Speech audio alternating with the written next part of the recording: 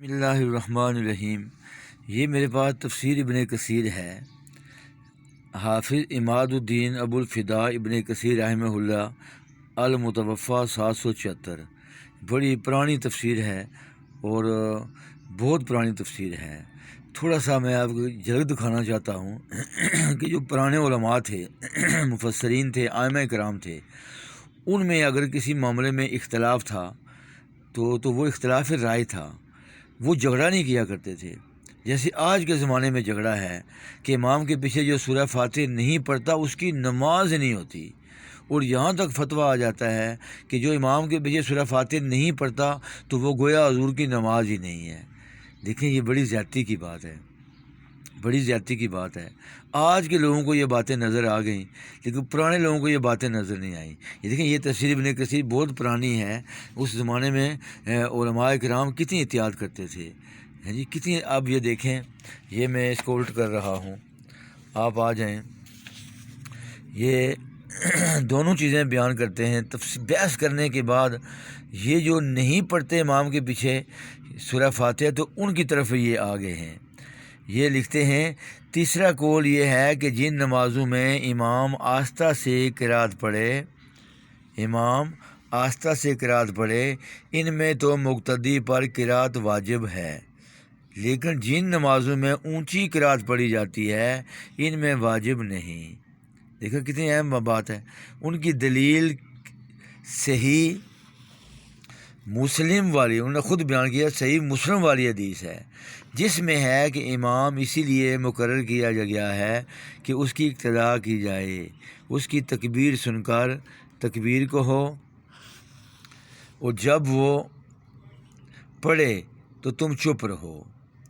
اب جو لوگ پیچھے سورہ فاتحہ نہیں پڑھتے، چپ رہتے ہیں، ان پہ فتویٰ آ جاتا ہے، لیکن یہ صحیح مسلم کی صحیح حدیث میں بیان کر رہے ہیں۔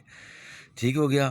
سنن میں بھی یہ حدیث ہے، امام مسلم نے اس کی تصحیح کی ہے۔ چلو جی، اب کیا رہا؟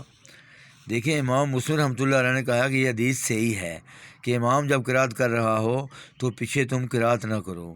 تو جو لوگ قرات کرتے ہیں اس کا مطلب ہے کہ ان کی نماز بھی وہی ہے جو رسول اللہ صلی اللہ علیہ وسلم کی نماز ہے۔ تو آج کے زمانے کے جو لوگ فتویٰ لاتے ہیں، فتوے لگاتے ہیں، ان کو احتیاط کرنی چاہیے۔ ان کی بھی میں دل و جان سے قدر کرتا ہوں، ہمارے بڑے ہیں یہ، لیکن احتیاط کا دامن نہ چھوڑیں، اس طرح امت کے اندر ایک تفرقہ پیدا ہوتا ہے۔ دیکھیں، انہوں نے سب پوری بحث کرنے کے بعد وہ یہ حدیث بھی لائے ہیں کہ حدیث صحیح ہے، اور امام مسلم نے اس کی تصحیح کی ہے۔ امام شافعی کا پہلا قول بھی یہی ہے۔ چلو، اب کیا رہا؟ امام شافعی کا بھی پہلا قول یہی ہے، اور امام احمد سے بھی ایک روایت ہے، صحیح اور مطابق حدیث اول قول ہے۔ تو اس میں جھگڑنے کی ضرورت نہیں ہے کہ امام کے پیچھے قرات جو نہیں کرتا اس کی نماز نہیں ہوتی۔ تو یہ دیکھیں، یہ تفسیر ابن کثیر پرانی تفسیر ہے۔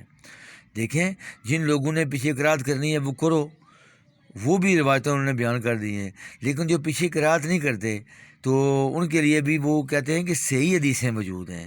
تو گویا کہ دونوں جو ہیں حدیثوں پر عمل کر رہے ہیں۔ جو امام کے پیچھے قرات کرتا ہے وہ سورہ فاتح پڑھ لیتا ہے، وہ بھی گویا حضور کی نماز ہے، اور جو امام کے پیچھے سورہ فاتح نہیں پڑھتا اور وہ چپ رہتا ہے وہ بھی گویا حضور کی نماز ہے۔ تو یہ آج کے زمانے کے فتوے، ان سے پرہیز کیا جائے۔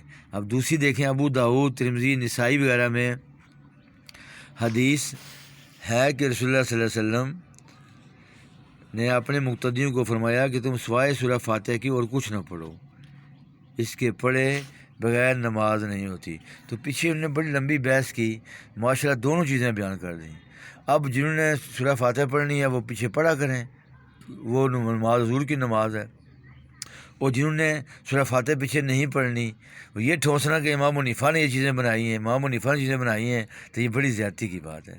اس لیے امت میں اختلاف پیدا نہ کریں، اختلاف سے بچیں۔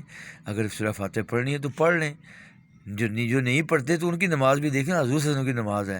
یہ میں نے آپ کے سامنے بیان کر دی ہے، اور یہ پرانی تفسیر ہے۔ دیکھیں، یہ تفسیر ابن کثیر ہے، تو یہ مسئلہ حل ہو گیا۔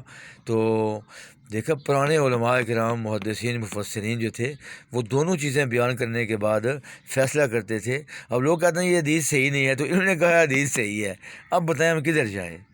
ان کی بات مانیں کہ آج کے زمانے کے جو لوگ ہیں ان کی بات مانیں، تو خدا را ان باتوں میں نہ پڑیں۔ اپنا وقت ضائع نہ کریں ان باتوں میں۔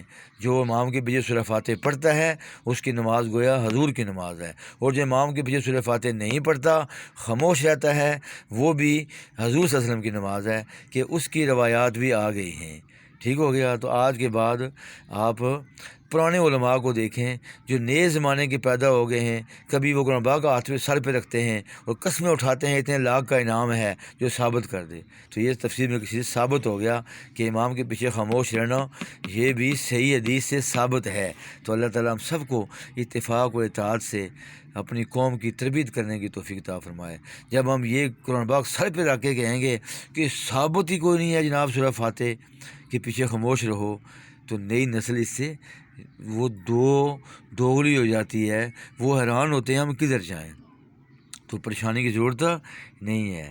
اللہ تعالیٰ ہم سب کو اتفاق اتحاد پیدا فرمائے۔ فی امان اللہ۔ السلام علیکم۔ تو سورہ فاتح کا مسئلہ حل ہو گیا، تو کبھی اختلاف نہ کرنا اس معاملے میں۔ جس نے پیچھے سورہ فاتح پڑھنی ہے پڑھے، اور جس نے نہیں پڑھنی، دونوں کی نماز حضور کی نماز ہے۔ فی امان اللہ۔ السلام علیکم۔